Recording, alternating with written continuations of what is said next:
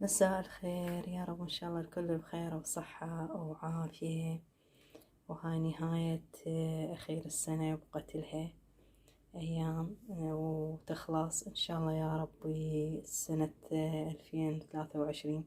إن شاء الله سنة خير يا رب، وصحة وسلامة وعافية على الجميع. إن شاء الله يا ربي كل شي تتمنوا يتحقق لكم إن شاء الله يا ربي، أمن وأمان وصحة وسلامة وعافية على الجميع، وسنة خير إن شاء الله علينا وعليكم بالصحة والعافية. اليوم راح أسوي مربى الجزر. عندي هاي جزراية بقيتها حتى تعرفون إنه مربى الجزر راح نسوي، لأنه أنا ثرمته صغار قلت خاف أطول أثرم بيه ويطول الفيديو. فهسه عندي هاي الجزر قطعته بهذا الشكل، وعندي هنا شكر نص كاسة، أو بهذا القلاص أنا ضفت قلاص ونص شكر، أو نص كاسة بهذا العدد.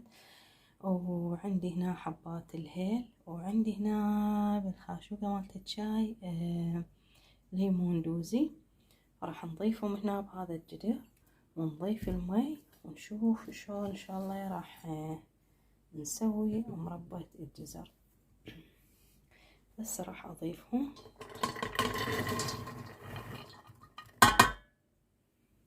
ضفت معي الجزر هنا، قولوا شوية بس أشيل. وراح أضيف مي حار، أنا فورت المي، حابين تفوروه عادي، ما تفوروهم عادي، راح أضيفهم سوا. وإذا احتاجين شكر مرتلخ أو مي مرتلخ نضيف، بس أنا أشوفه ها هي الجزر بسرعة يستوي. عندنا هاي قلاصين ونص مي ضفت. عندي هنا الليمون دوز راح أضيفهم، وراح أضيف الشكر والهيل،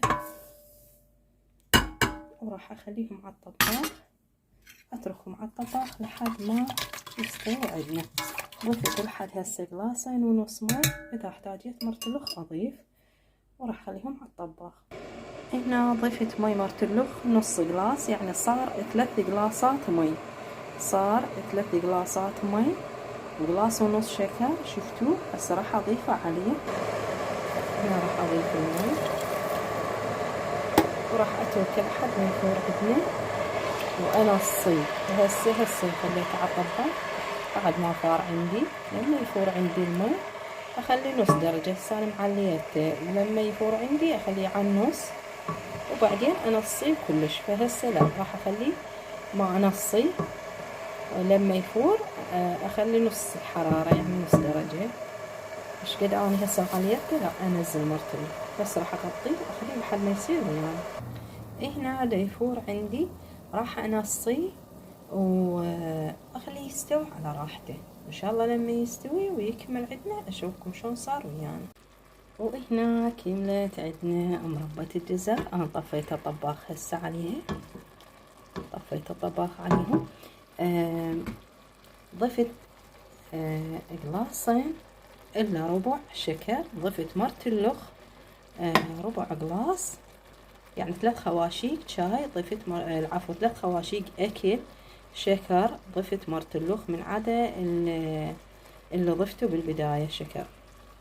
وضفت مي مرتلخ، ضفت مي قلاصين ويا الكمية اللي ضفتها بالبداية على مود شوي يستوي. والليمون دوزي ضفت نفس الكمية اللي شفتوها بالبداية، نفس الكمية ليمون دوزي هم ضفت. فهسه راح اتركه يبرد.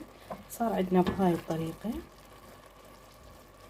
هسه بس اتركه يبرد وان شاء الله نشوف شلون صار ويانا. وهنا كملت عندنا المربى وصارت بهذا الشكل، ويا رب ان شاء الله تعجبكم. صارت بهذا الشكل كلش طيبة، كلش صارت تخبل وطيبة وسهلة. أنا تركتها على الطباخ، خليتها يعني نصيتها لما فارت عندها، نصيتها وخليتها تستوي على راحتها. يعني أخذت وقت، مو ما أخذت، بس شيني أنا يعني منصية الطباخ بهاي الطريقة صارت باعوا يعني تموع. وطعم طعمها كلش طيب. وشكر ضفت اللي شفتوه احتاجية مرتلخ شكر واحتاجية مرتلخ ماء. شوفوها صارت عندي، وهذا الهيل مبين بيها صارت عندي بهاي يعني شيشة.